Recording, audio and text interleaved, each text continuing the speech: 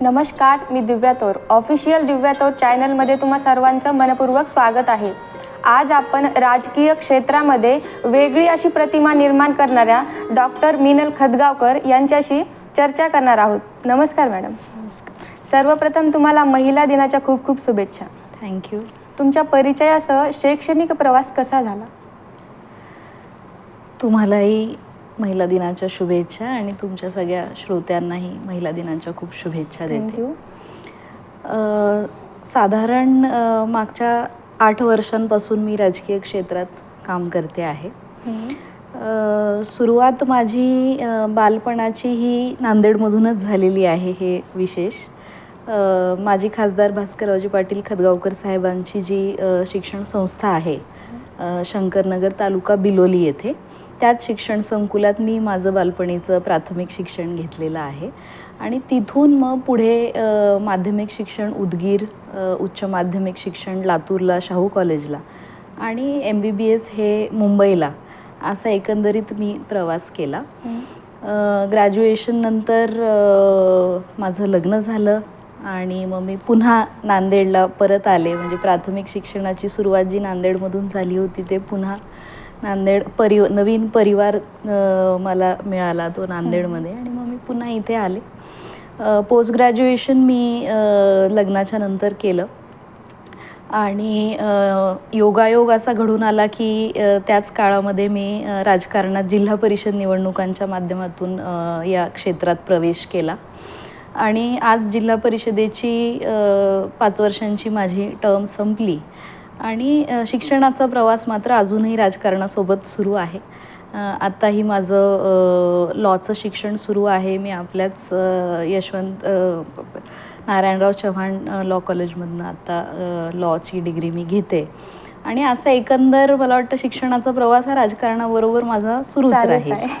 अगोदर तुम्ही medical field निवडली होती, त्यानंतर मग राजकारणाकडे कशा वळल्या आणि इकडे वळण्यामागे आदर्श म्हणून कुणाकडे बघता? मला वाटतं दोन्ही. म्हणजे माझ्या पर्सनल लाईफमध्ये जे मी शिक्षण घेतलं आणि आत्ता माझं प्रोफेशनल लाईफ जे राजकारणात आहे, दोन्ही हे योगायोगाचेच मी भाग समजते दोन्हींना.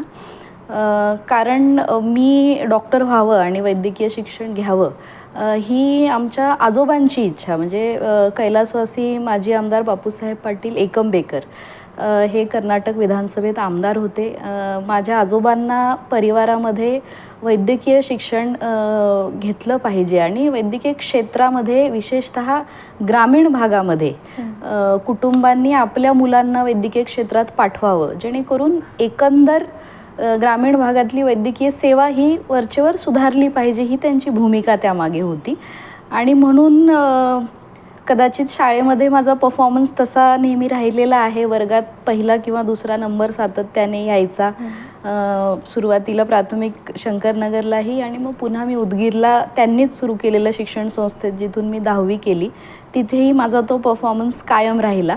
आणि एकंदर एक थोडासा ॲटिट्यूड असतो सगळ्यांच्याच बघण्याचा की क्लासमध्ये चांगला परफॉर्म करणारा विद्यार्थी किंवा विद्यार्थिनी ही मेडिकल फील्डमध्ये गेली पाहिजे, असं एक सातत्याने सबकॉन्शियसली माझ्यावर तो प्रभाव पडत गेला. आणि मग पुढे त्याच्यामध्ये असं जुळून आलं की 10वीमध्ये SSC बोर्डामध्ये नंबर आला मेरिटमध्ये आणि शाहू कॉलेजला ॲडमिशन मिळालं. राजर्षी शाहू कॉलेज लातूर हे त्या काळात मेडिकल विद्यार्थी तयार करण्याची फॅक्टरी अशी मानली जायची. आणि मग तो जसं मी म्हणाले की योगायोग झाला. एकतर घरच्यांनी तो सातत्याने माझ्यावर त्यांच्या विचारातून आणि संस्कारातून केलेला प्रभाव आणि पुढे शाहू कॉलेजमध्ये झालेलं शिक्षण, अशा या दोन्ही बाजूनी मला संधी मिळाली आणि म्हणून मी वैद्यकीय क्षेत्रात गेले. वैद्यकीय क्षेत्राची आवड ही मग तिथे ॲक्च्युली मी जेव्हा अभ्यासाला सुरुवात केली तेव्हाच तयार झाली. कारण आपल्याकडे असं फार कुठलं एक्सपोजर, म्हणजे जोपर्यंत आपण MBBSचा अभ्यास सुरू करत नाही तोपर्यंत एक्झॅक्टली आपण काय एक्सपेक्ट केलं पाहिजे याची फारशी चर्चा किंवा त्याचं एक्सपोजर आपल्याकडे कुठे प्री मेडिकल 11वी-12वीपर्यंत होत नाही. तोपर्यंत आपण फक्त त्या एका सायकलमध्ये असतो की अभ्यास करायचा आहे, एंट्रन्स एक्झाममध्ये चांगले मार्क्स घ्यायचे आहेत आणि मग पुढे बघू, म्हणजे एकदा ती जबाबदारी खांद्यावर घेतली की पुढे बघू अशाच याच्याने मी पण तिथे गेले. पण मग मेडिकल क्षेत्रात रस आला. माझं कॉलेजही Nair hospital, Topiwala national medical college Mumbai, कॉर्पोरेशनचं कॉलेज आहे. महाराष्ट्रात 2ऱ्या किंवा 3ऱ्या नंबरवर नायर हॉस्पिटलचा नंबर येतो. आणि तिथे मग तो MBBSचा प्रवास पूर्ण झाला.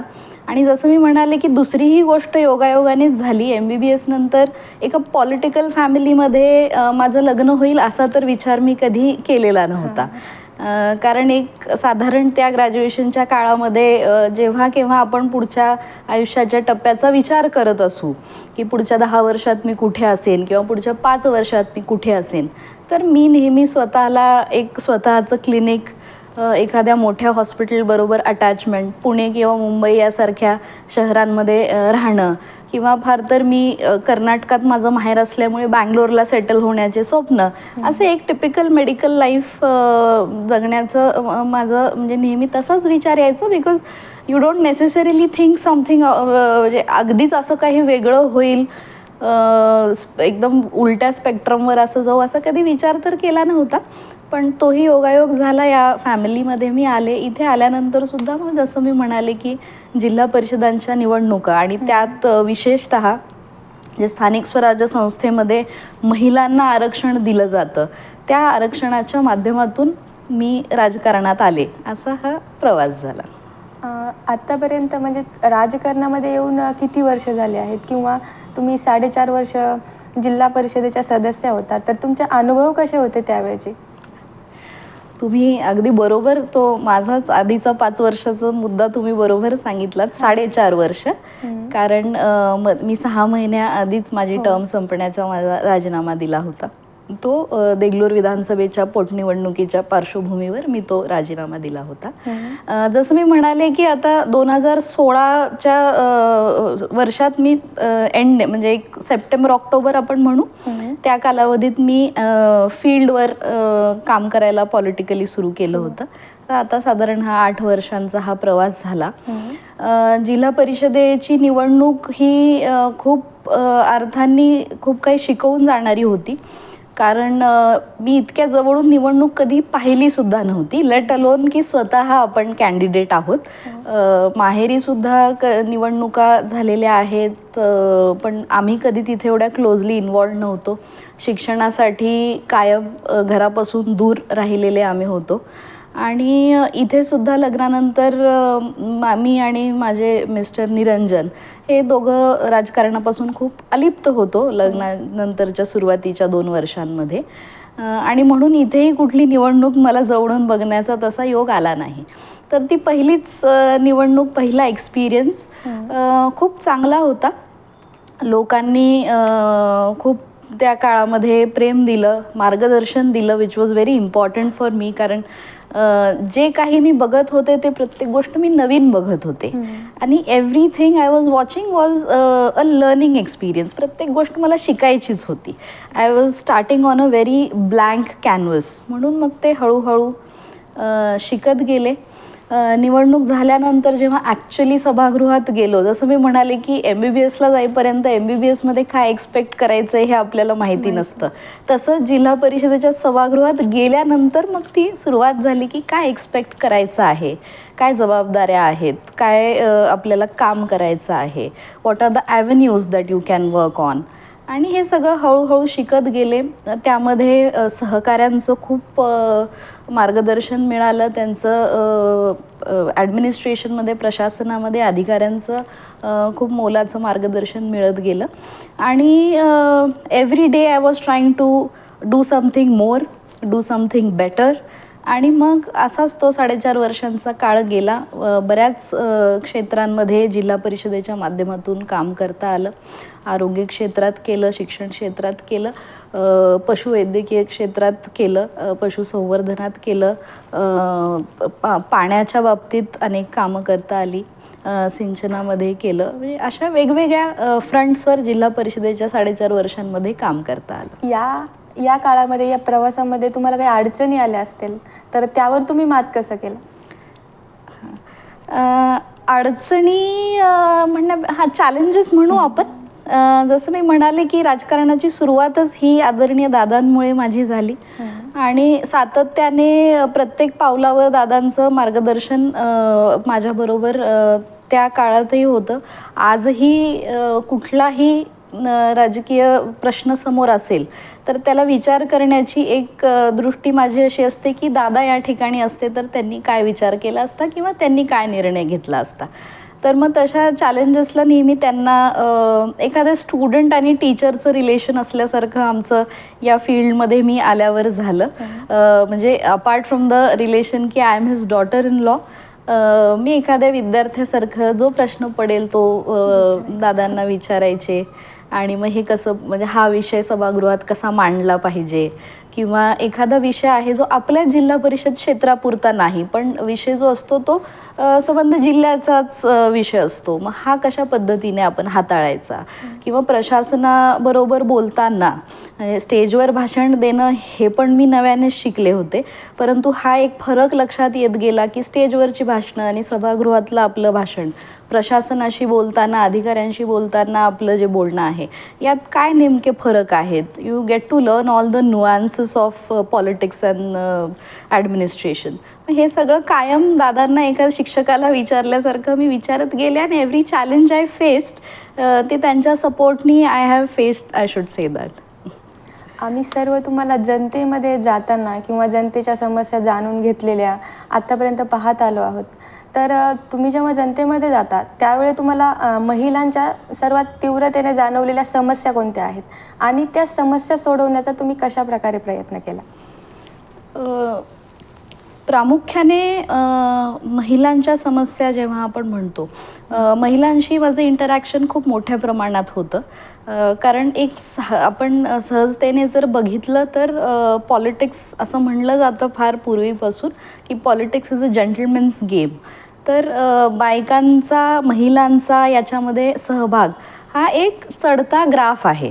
आता आय एम फॉर्च्युनेट आणि मला वाटतं आपण सगळेच ॲज अ सोसायटी खूप फॉर्च्युनेट आहोत की हळूहळू का होईना परंतु महिला राजकीय क्षेत्रात इतर क्षेत्रांबरोबरच ॲक्टिव्ह होत चाललेल्या आहेत.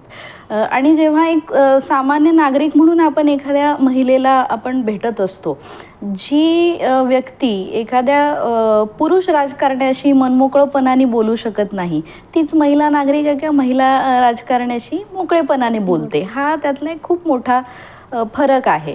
त्यामुळे मनमोकळा संवाद होतो, बायका अडचणी सांगतात, महिलांच्या पुढे नेमक्या या समस्या आहेत त्या आपण सोडवायच्या कशा या त्यांच्याशी इंटरॅक्शन करून आपल्याला सुद्धा त्यातून बऱ्याच प्रश्नांची उत्तरं मिळत जातात.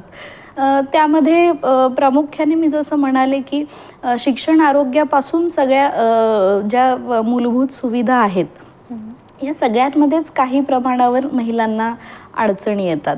म्हणजे उदाहरणच द्यायचं झालं तर एक विषय मला नेहमी अँटीनेटल केअरमध्ये बीइंग अ डॉक्टर मला नेहमी ते वैद्यकीय सेवेमध्ये आपल्याला जास्तीत जास्त काय करता येईल यावर माझा नेहमी भर राहिलेला आहे.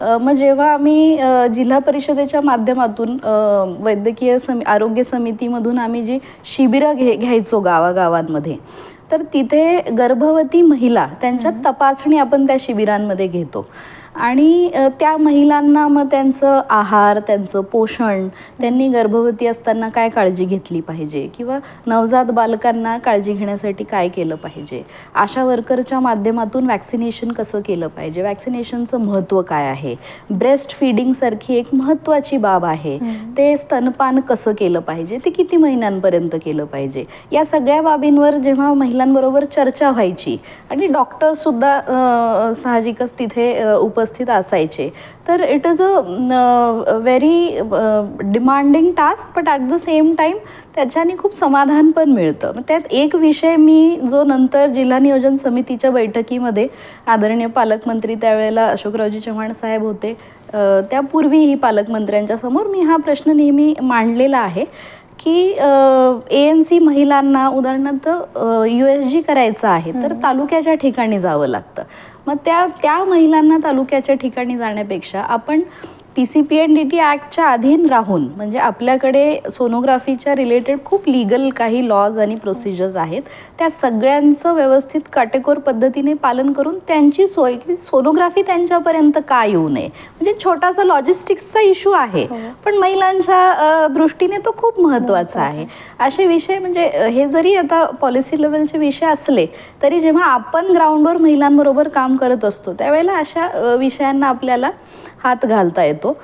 शिक्षणाच्या बाबतीतही होतं की गावामध्ये उदाहरणार्थ जिल्हा परिषदेची प्राथमिक शाळा आहे, मग 4थीच्या नंतर आता मुलाला इझिली पालक पुढे माध्यमिक शाळेसाठी बाहेरगावी पाठवतात, पण मग मुलींना बाहेर पाठवण्यासाठी कुठेतरी त्यांच्या मनामध्ये संकोच असतो, सेफ्टीचा विषय असतो किंवा प्रवास कसा करायचा, पुन्हा लॉजिस्टिक्सचा विषय असतो.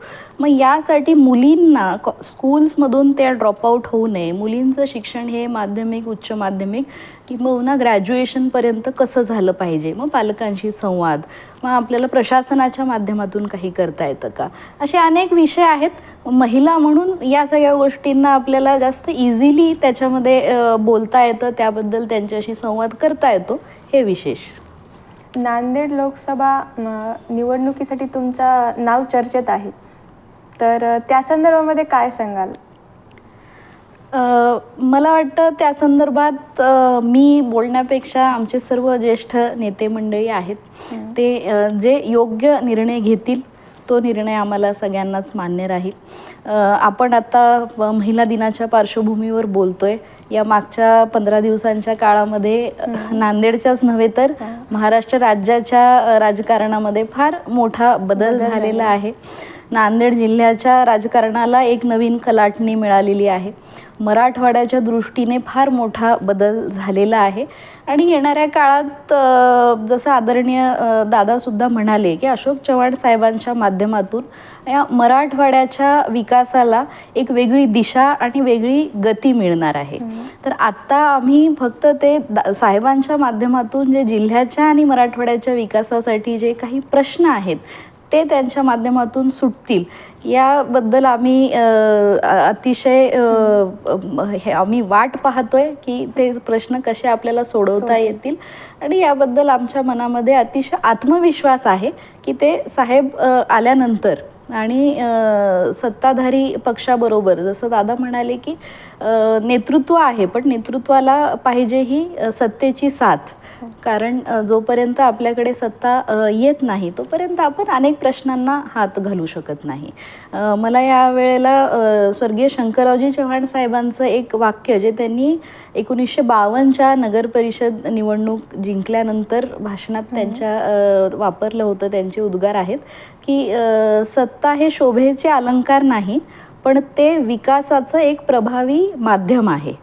म्हणून जसं दादाही नेहमी सांगतात की आपल्या नेत्याच्या हातात सत्ता हवी, कारण आपल्याला विकास घडवून आणायचा आहे आणि म्हणून सध्या आम्ही त्याच्याबद्दल उत्सुक आहोत, त्याच्याबद्दल आत्मविश्वास आमच्या मनात आहे आणि आदरणीय चव्हाण साहेब त्यांच्या माध्यमातून पक्षातील ज्येष्ठ नेत्यांना बोलतील आणि जो काही मग पक्षाचा निर्णय येईल आणि जर त्यांनी जबाबदारी दिली तर मग निश्चितपणे ती पूर्ण जोमाने स्वीकारण्याची तयारी माझी आहे.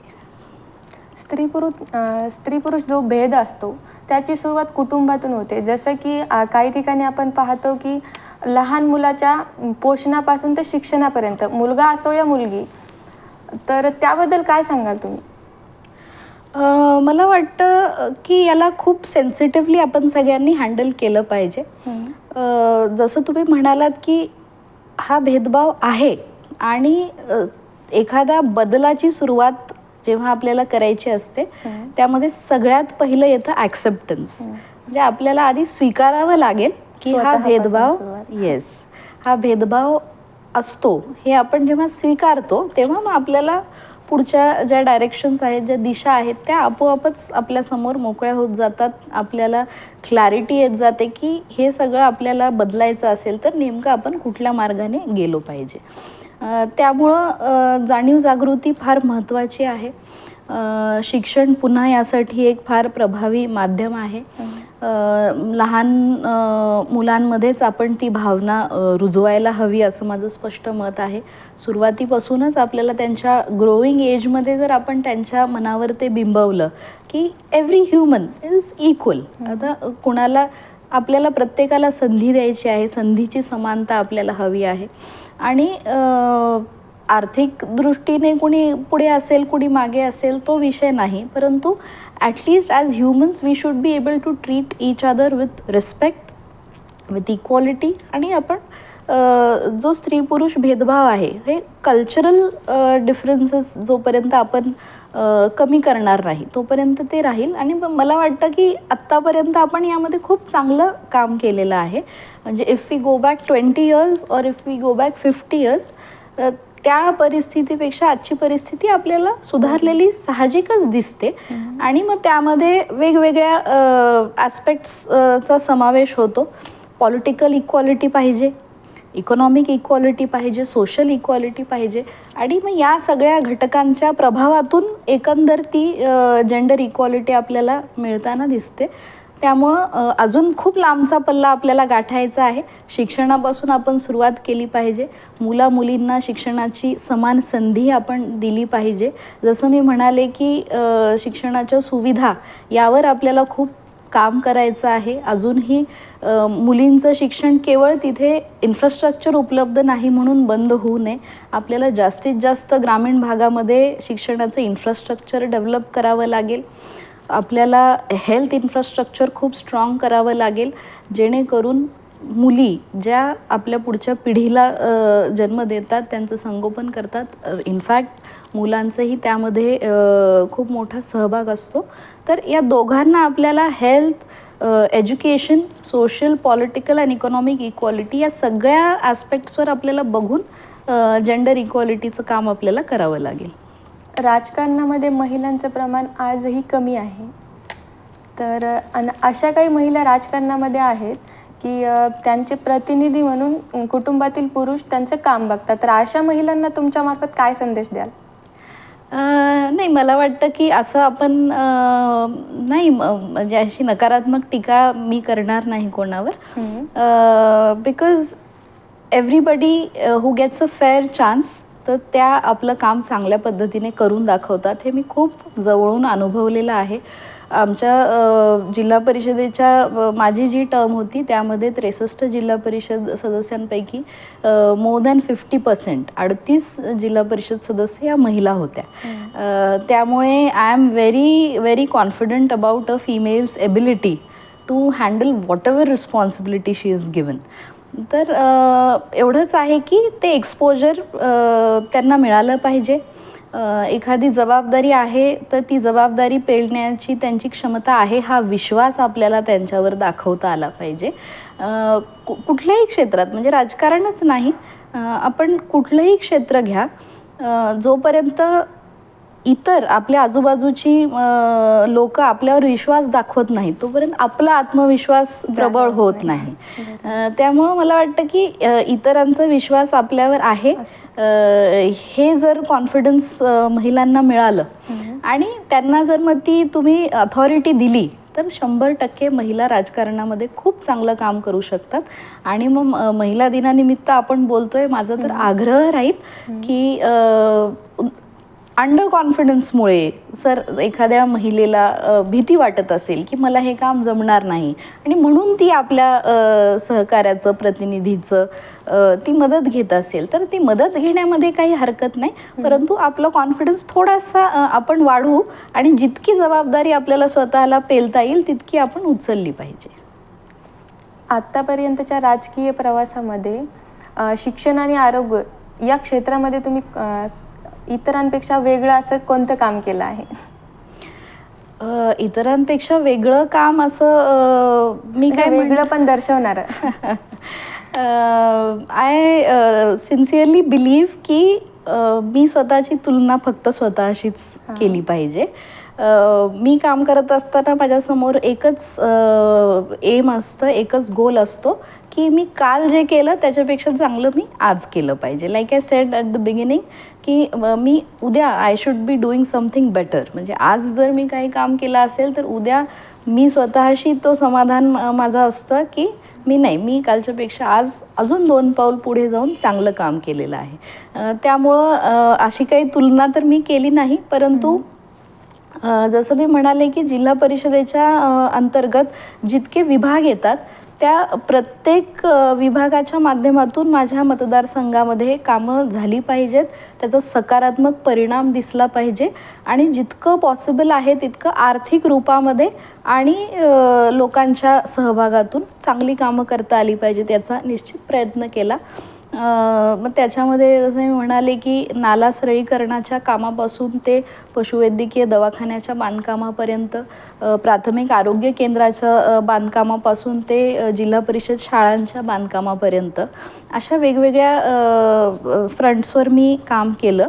आणि एक मग त्यामध्ये विशेष मला सांगायला आवडेल की त्या 4.5 वर्षांच्या काळात मी माझ्या जिल्हा परिषदेच्या क्षेत्रात जवळजवळ 22 कोटींची कामं केली, which I think was a big deal in itself. कारण जिल्हा परिषदेच्या माध्यमातून फंड्सची कमतरता ही सातत्याने जाणवत असते, कारण DPCचा कमीच फंड असतो आणि जिल्हा परिषदेचं स्वतःचं बजेटही नांदेडचं फार मोठं नाही. पण मला त्यात तेवढी कामं करता आली आणि मग इतर राज्य आणि केंद्र शासनाच्या योजना चांगल्या पद्धतीने राबवता आल्या. त्यामध्ये माझ्या सहकाऱ्यांचं खूप मोठं योगदान आहे, त्यांनाही मी श्रेय दिलं पाहिजे. कारण ॲज अन इंडिव्हिज्युअल आपण सगळं काही करू शकत नाही जोपर्यंत आपल्याला आपल्या कार्यकर्त्यांचं, आपल्या सहकाऱ्यांचं, त्यांचंसुद्धा पाठबळ मिळत नाही. त्यामुळे त्या लोकांचा माझ्यावर विश्वास होता, त्यांनी मला तेवढं सहकार्य केलं आणि म्हणून ते सगळं शक्य आहे. तर ते माझ्यापेक्षा मला वाटतं त्यांनी जास्त मोठं काम केले. आपण पाहतो की अल्पवयीन मुली असो अथवा वयोवृद्ध महिला यांच्यावर जो अन्याय अत्याचार होणाऱ्या घटना असतात त्या वारंवार घडताना वेगवेगळ्या माध्यमातून ऐकायला भेटतं. त्यामुळे कुठेतरी त्यांना असुरक्षित असल्याचं फील होतं. त्यामुळे घरातून बाहेर पडण्यापूर्वी ते अनेक वेळा विचार करतात. याबद्दल काय सांगाल? खूप महत्त्वाचा तुम्ही विषय इथे मांडलात. अनेक वेळा आपण फार लांब जायची सुद्धा गरज नाही आहे, मागच्या 5-6 महिन्यातच आपण पाहिलं तर अशा वेगवेगळ्या घटना समोर आल्या आणि फार हृदय हेलावून टाकणाऱ्या या घटना असतात. लहान 5-6 वर्षांच्या मुली जर मुक्तपणे आपल्या घरासमोर, आपल्या गावामध्ये बागडू शकत नसतील तर समाज म्हणून आपण कुठे चाललो याचा एक सार्वजनिक विचार करण्याची वेळ आपल्यासमोर आहे, हे आपल्याला लक्षात घेतलं पाहिजे. आणि पोलीस प्रशासन, लॉ अँड ऑर्डर हा एक विषय झाला, पण इतक्या संकुचित दृष्टीने आपण या विषयांकडे बघू शकत नाही, हे आपण प्रामुख्याने विचार केला पाहिजे. कारण ॲज अ सोसायटी आपण काय कल्चर प्रमोट करतोय आणि आपल्या मुलामुलींच्या मनामध्ये काय विचार आपण रुजवतोय. आणि एकीकडे आपण विकासाच्या गोष्टी बोलत असताना दुसरीकडे अशा पद्धतीच्या घटना आपल्याच समाजातल्या काही घटकांच्या माध्यमातून का घडतात याचं मला वाटतं सखोल असं चर्चा यातून घडूनच आली पाहिजे आणि हे फार महत्त्वाचं आहे. मुलींना आपण जेव्हा सांगत असतो की जसं तुम्ही म्हणालात की घरातून बाहेर पडायला मुलीला भीती वाटते, मग कायम मुलींवरच ती एक जबाबदारी येऊन ठेपते की तू तुझी सुरक्षा व्यवस्थित राखली पाहिजे, तू नेमकं म्हणजे एकटी कुठे गेली नाही पाहिजे किंवा तू या वेळेतच बाहेर असशील तर घरी आली पाहिजेस. ही सगळी बंधनं मुलींवर आपण लादतो. पण त्याचबरोबर मुलांना म्हणजे ही घटना जेव्हा घडते तेव्हा जबाबदार कोण आहेत? जबाबदार तर पुरुष आहेत. शी इज अ विक्टिम. तर एक कल्चरल पॅराडाईम शिफ्ट आपल्याला याच्यामध्ये पाहिजे की पुरुषांना सुद्धा त्यांच्या ग्रोईंग इयर्समध्ये, त्यांच्या संगोपनामध्ये हे सुरुवातीपासून आपण रुजवलं पाहिजे की मुलींची सुरक्षा ही तुमची सुद्धा जबाबदारी आहे. जसं आपण म्हणालो की you should treat other people with respect, हा त्याचाच एक भाग आहे. एखाद्या मुलीला इतक्या डिसरिस्पेक्टफुली वागणं किंबहुना तिचं आयुष्य, तिचं फ्युचर हे पूर्णपणे अशा काही घटनांमध्ये अंधकारात ढकललं जातं. तर हे मुलांना, पुरुषांना सुद्धा आपण चर्चेतून वारंवार त्यांच्या संगोपनातून त्यांच्या वाढत्या वयामध्ये सातत्याने या रुजवल्या पाहिजेत. आणि एखाद्या treat a disease at its roots असं जे आपण म्हणतो की याचं कारण काय आहे इथपासून आपल्याला सुरुवात करावी लागेल. घरातून बाहेर न पडणं किंवा अंधारात घरातून बाहेर न जाणं हे तर फारच म्हणजे ते सिम्प्टोमॅटिक ट्रीटमेंट ज्याला मेडिकल भाषेत म्हणतो तसं झालं नाही. पण आपल्याला कल्चरल शिफ्ट करावं लागेल. आपल्याला मुलांनाही काही गोष्टी आपल्याला समजाव्या लागतील, मुलींना समजाव्या लागतील. एखाद्या आईला आपल्या मुलाला कशा पद्धतीने ह्या गोष्टींचं शिक्षण देता येईल इथपासून आपल्याला सुरुवात करावी लागेल.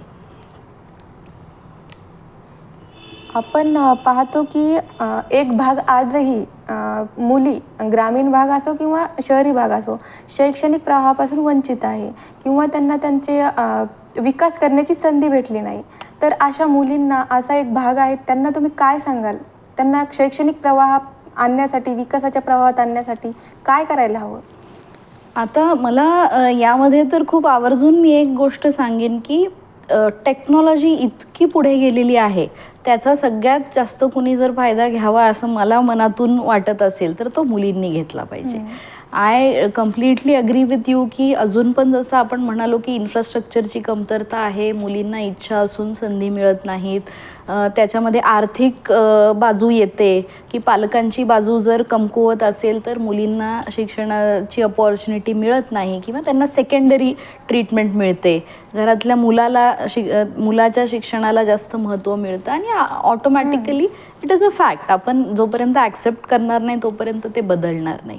आणि म्हणून या आर्थिक बाजू, इन्फ्रास्ट्रक्चरच्या बाजू, संधी ह्या सगळ्या गोष्टींना आपण जर बघितलं तर लाँग टर्ममध्ये या सगळ्या सेवा ज्या आहेत त्या सुधारल्या पाहिजेत, मजबूत झाल्या पाहिजेत हा विषय आहे. पण आज जर मुलींना टेक्नॉलॉजीचा फायदा घेता आला, everybody has a mobile phone in दर हँड्स नाव. प्रत्येकाला इंटरनेटची सुविधा उपलब्ध आहे. प्रत्येकाला गावामध्ये, छोट्या शहरांमध्ये कम्प्युटरचे आपण जे हब्स म्हणतो ते आहेत. यामध्ये आता थोडंसं आपण लक्ष दिलं पाहिजे. यूट्यूबच्या माध्यमातून, गुगलच्या माध्यमातून खूप वेगवेगळ्या स्किल्स, खूप वेगवेगळे कोर्सेस आपल्याला करता येतात. एक 10 वर्षांपूर्वी आपण बघायचो कोर्स एरासारखा एखादा मोठा प्लॅटफॉर्म असतो जे जगातले सर्व विद्यार्थी त्या प्लॅटफॉर्मवरून ऑनलाईन कोर्सेस करतात आणि स्वतःचं एज्युकेशन जे आहे ते आपल्या मूळ एखाद्या ग्रॅज्युएशनच्या डिग्रीला सोडून अजून आपल्याला कसं वाढवता येईल, आपला रेझ्युमे आपल्याला अजून कसा स्ट्रॉंग करता येईल याच्यासाठी प्रयत्न करतात. पण आता 10 वर्षांच्या नंतर आपण आत्ता जेव्हा विचार करतोय तर कोर्सेरासारखा प्लॅटफॉर्म हा एकच नाही तर कुठल्याही प्लॅटफॉर्मचं तुम्ही घ्या की आता हे शहरातल्या विद्यार्थ्यांसाठीच आहेत, हा समज आपण आता बाजूला केला पाहिजे. आता उदाहरणार्थ खतगावमध्ये बसलेली सुद्धा मुलगी तिथल्या कम्प्युटर सेंटरवर जाऊन ऑनलाईन एखादा 6 महिन्याचा कोर्स करू शकते आणि घर बसल्या ती एखादी डिग्री मिळवू शकते, एखादा सर्टिफिकेट मिळवू शकते, डिप्लोमा मिळवू शकते. आणि यूट्यूबचे व्हिडिओज आम्ही बघतो, म्हणजे आम्हीसुद्धा त्याचा इतका वापर आजकाल करतो आहे की प्रत्येक लेखन असेल आम्हाला त्याची मदत होते, भाषण असेल आम्हाला त्याची मदत होते. तर why limit these platforms to only speeches or writing? तुम्ही प्रत्येक क्षेत्रासाठी हे वापरू शकता. तुम्ही ऑनलाईन राहा, तुम्ही टेक्नॉलॉजीचा फायदा घ्या, त्यातून तुम्हाला काय स्किल्स आत्मसात करता येतात त्या तुम्ही करा. आणि जस्ट बिकॉज एखादी ऑपॉर्च्युनिटी आपल्याला मिळाली नाही म्हणून आपण सगळं आपलं फ्युचर नाही आपण सोडू शकत. आपली लाईफ आपल्याला एकदाच जगायचं आहे, आयुष्य आपल्याला परत मिळणार नाही आहे. त्यामुळे जितके ॲव्हेन्यूज असले ते मुलींनी 100% त्याचा फायदा घेतला पाहिजे, टेक्नॉलॉजीचा फायदा घेतला पाहिजे, ऑनलाईन कोर्सेस केले पाहिजेत, आपल्यामध्ये काहीतरी स्किल्स, एम्प्लॉयबिलिटी ज्याला आपण म्हणू. मी तर अजून पुढे म्हणेन की बऱ्याच वेळा असं होतं की ग्रॅज्युएशन करून BA BCom केलेली सुद्धा जी मंडळी आहे ती पुढे काय करायचं, दे हॅव नो एम्प्लॉयबिलिटी. त्यांच्यामध्ये ती एम्प्लॉयमेंटची व्हॅल्यूच जनरेट झाली नाही आहे, फक्त हातात डिग्री आलेली आहे. त्यामुळं तुम्हाला जर एखादी अशी संधी मिळाली नाही तर त्याचं बिलकुल तुम्ही तुमचं कॉन्फिडन्स घालवू नका अजिबात. स्वतः मेहनत करा, स्वतः अशा माध्यमातून आपल्याला स्वतःला कसं शिकवता येईल याचा प्रयत्न करा आणि आपल्यामध्ये एम्प्लॉयबिलिटी जनरेट करा. अनेक लोक आहेत जे I am sorry to say but फिमेल्सला प्रेफरन्स देतात मेल्स बरोबर, because it is a proven fact की फिमेल्स सिन्सिअर जास्त आहेत, ते ऑनेस्ट आहेत, ते हार्डवर्किंग आहेत. म्हणजे इतकी मेहनत बायका घेतात एका जॉबमध्ये. तुम्ही त्याच जॉबमध्ये एक फिमेल घ्या आणि एक मेल घ्या, फिमेलचा परफॉर्मन्स जास्त चांगला असतो असं हे म्हणजे मी नाही सांगत, खूप स्टडीजनी हे सांगितलेलं आहे. त्यामुळे people are ready to work with you, to employ you. आणि तुम्ही बिलकुल बिंदास स्वतः शिका, स्वतःचं कॉन्फिडन्स डेव्हलप करा, नोकरी करा किंवा स्वतःचा व्यवसाय करा, पण स्वतःची संधी ही स्वतः क्रिएट करा. राजकारण आणि आरोग्य या क्षेत्राव्यतिरिक्त तुमच्या आवडी कोणत्या आहेत? आवड जसे मी म्हणाले की वाचनाची आवड आहे. खूप बालपणी ती सवय मला लागली आणि I consider myself very fortunate. कारण मी आत्ता जर मी असं काही वाचनाची सवय नव्याने लावून घेण्याचा प्रयत्न केला असता तर मला ते डेफिनेटली अवघड गेलं असतं. त्यामुळं वाचन खूप करते मी. मला वेळ जितका मिळाला तितकं वाचनामध्ये घालवायला मला आवडतं. डान्सची आवड आहे. क्लासिकल डान्स मी भरतनाट्यम शिकले, पण त्या व्यतिरिक्त बॉलिवूड, कंटेम्पररी असे कुठलाही डान्स, मला डान्स करायला फार आवडतं. आणि विशेष म्हणजे निरंजनलाही आवडतं. त्यामुळे आम्ही दोघं घरगुती काही कार्यक्रम असेल या असेल, we love to perform on stage. फिरायला खूप आवडतं. I love travelling. हे खूप म्हणजे एक जनरेशन आधीच्या म्हणजे एक इंडियन मेंटॅलिटीला ट्रॅव्हलिंगला एवढं जास्त महत्त्व दिलं जात नाही इंडियन सोसायटीमध्ये. पण मला वाटतं आत्ता या मागच्या 15-20 वर्षांच्या काळात ट्रॅव्हलिंगकडे बघण्याचं दृष्टिकोन खूप बदललेला आहे. Which is very important. कारण खूप शिकायला मिळतं when you travel to another country.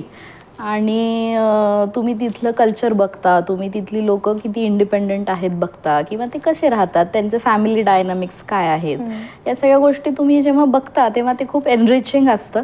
आणि you always bring back something good Wien you travel.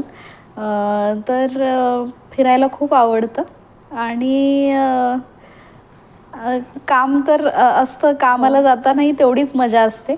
म्हणजे असं कधीच होत नाही की या गोष्टी आवडतात आणि काम करायला बोर होतं, असं नाही. कामाप्रती पण तेवढीच आवड आहे.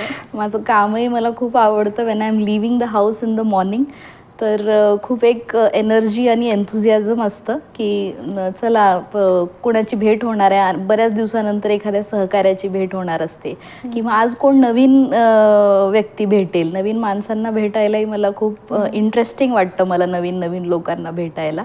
त्यामुळं कामातही. आणि जसं मी म्हणाले की दोघं जे माझे इन्स्पिरेशन आहेत, आदरणीय अशोक चव्हाण साहेब आणि आदरणीय खतगावकर साहेब, या दोघांचं मी काम करताना त्यांचं एक ओव्हरऑल ॲटिट्यूड, त्यांचा डिमिनर आणि त्यांची पर्सनॅलिटी जर आपण बघितली तर त्यांचं कामाच्या प्रती त्यांचं जे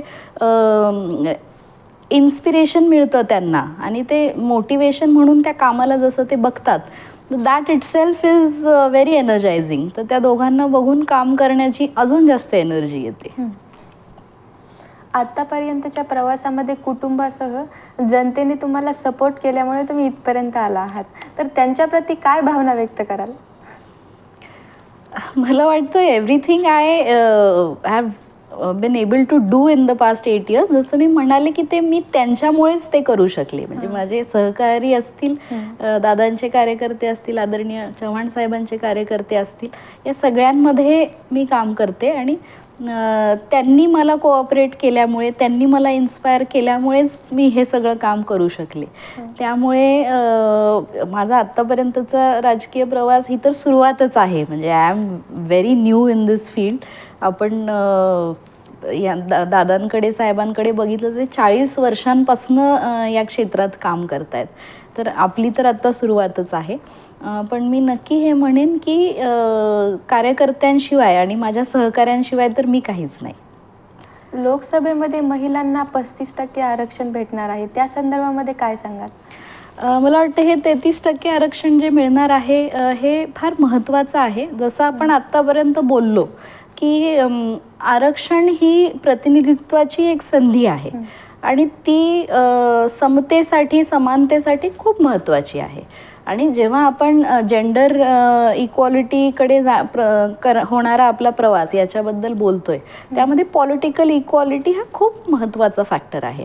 आणि म्हणूनच आपल्याला डॉक्टर बाबासाहेब आंबेडकरांचं जे विजन आहे ते आपल्याला सांगतं, because he very specifically says, त्यांचे शब्द आहेत की पॉलिटिकल इक्वॉलिटी, सोशल इक्वॉलिटी आणि इकॉनॉमिक इक्वॉलिटी हे तिन्ही इक्वॉलिटीसाठी महत्त्वाचे आहेत. यापैकी कुठलाही एक फॅक्टर मिसिंग असला तर मग तुम्ही समतेकडे प्रवास करू शकत नाही.